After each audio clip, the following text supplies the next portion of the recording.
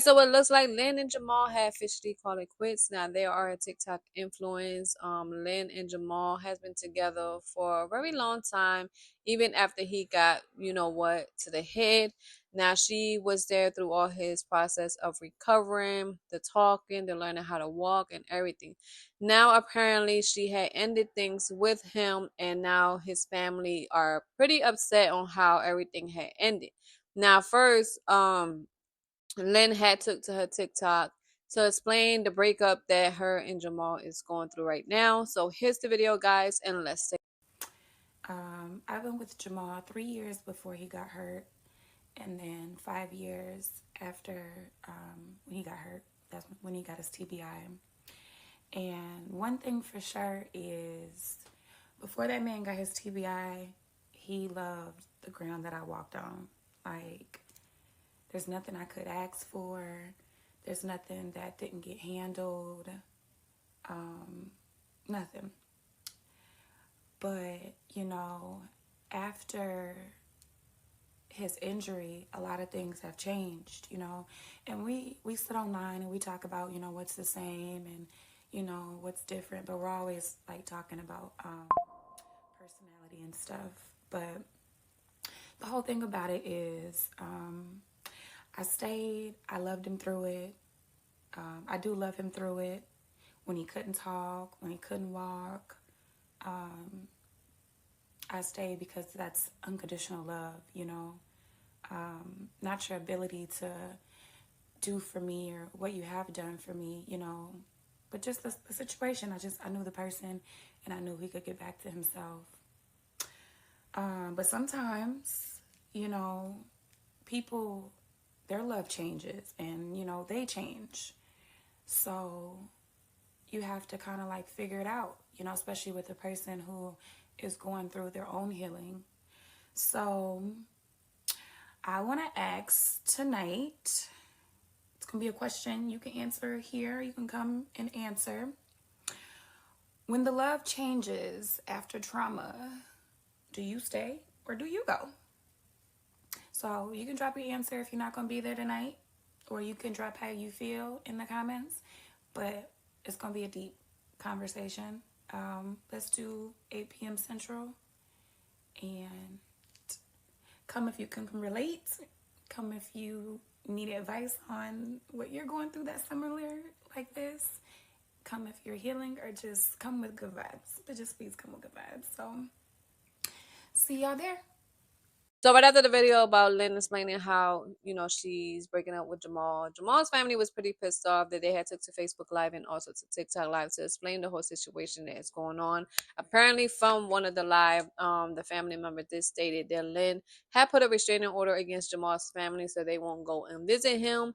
And they also talking about how she did a GoFundMe page for him to go to Los Angeles, which it was his sister that came out and said this, that he was supposed to go to Los Angeles and he never went to Los Angeles, and saying that allegedly that she's been taking all the money from the GoFundMe page. Now the family did have more things to say about this whole situation, so we're gonna go right now and jump to it.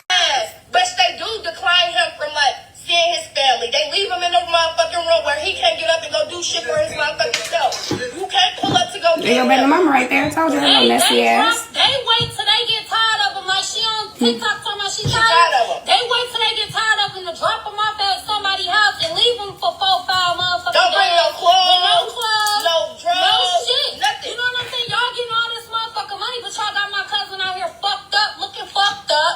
All that, like, come on, man. Nana said, tell them about the document she filed, so that Scooter can't see his mom and siblings. Oh yeah, that's another thing. They filed a motherfucking restraining order on my sister, his mom, his little sister, and his motherfucking brothers. They were taking them to the Courage Center where he was getting therapy. They declined Courage right here. This the Courage Kennedy. Why the fuck they talking shit talking about a motherfucker taking them to a facility? No, his brother who's right here was taking them to Courage Kennedy for physical therapy, and that bitch set my cousin up and called the police. My cousin was on the run on the felony motherfucker warrant, and he's taking his brother to physical therapy and trying to set him motherfucker up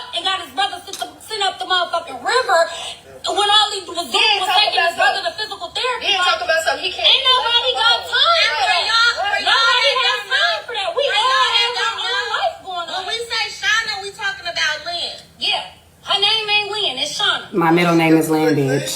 You acting like that's not it. I'm about to post y'all the fake ass motherfucking power of attorney. It was filed June 2021. This was filed months or a year later after he was shot. Scooter was shot in April of 2020. It got filed while we was in. It got filed June 7th, 2021. I have the documents.